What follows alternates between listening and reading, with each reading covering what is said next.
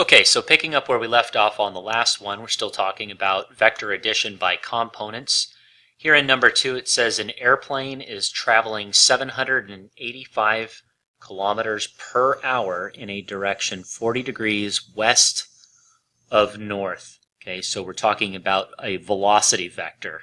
So 40 degrees west of north. Find the components of the velocity vector in the northerly and westerly directions. Okay, so we're going to start off by pointing this in the right direction. So use our compass rose for our directions here, and we'll put north on this axis, and we'll put west on this axis. So it looks just like our compass rose. North is up, west is to the left.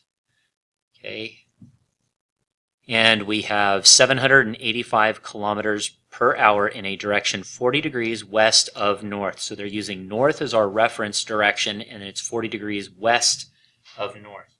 So that's a little bit less than 45 degrees.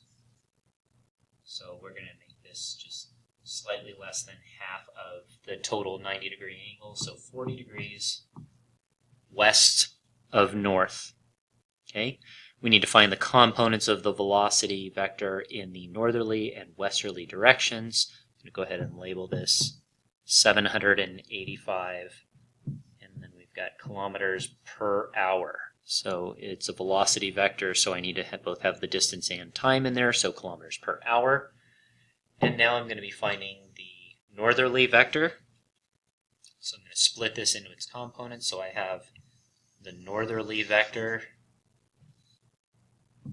So my velocity to the north, and in blue, my velocity to the west. Okay. So now what I've done here, though, is I've created the legs of my triangle are not on the same portion, or I haven't created the triangle with respect to the angle that I was given. Now, what I could do is I could rewrite this and use this portion up here as the velocity west, okay, and this portion right here as the velocity north, because notice that we've just created a rectangle. Okay, so all the angles would be the same. So I'm going to go ahead and do that right now. I'll make that my velocity north, and I'll make this my velocity west. Notice though, because I've created the rectangle, it really doesn't matter. All I would have to do is just make sure that I identify what my reference angle is when I go to use my trig functions. So again, we need to identify which angles are, or which sides are representative of our opposite, our adjacent, and our hypotenuse. Our hypotenuse, remember, is always the diagonal, so our H is right there. So that's the angle that is opposite the 90-degree angle. Okay, so 785 is my hypotenuse. My opposite side is the side opposite theta, so my opposite side is VW, and my adjacent side, the side next to angle theta, is my VN. Okay, so we have sine of theta is equal to opposite over hypotenuse. Cosine of theta is equal to adjacent over hypotenuse. And tangent of theta is equal to opposite over adjacent. So since we know the hypotenuse, 785, okay, and we're looking for the adjacent side, which is our velocity to the north, and we're looking for our opposite side, which is our velocity to the west, not east, west. Okay. We don't know what our opposite side are and our adjacent side. That's what we're looking for. The only piece of information that we do know is the hypotenuse. So that means that in order to find these, we're going to be using our sine and our cosine, our sine and our cosine trig functions, not our tangent function. Tangent function doesn't do us any good until we know one of the other two sides.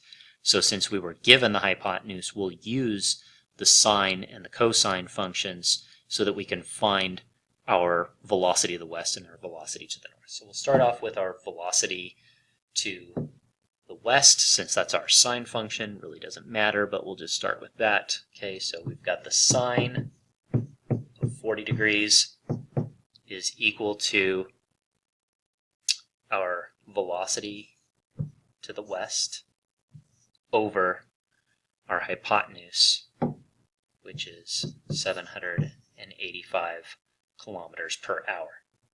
If I rearrange this, multiply both sides by 785, 785 times the sine of 40 degrees is equal to our velocity west.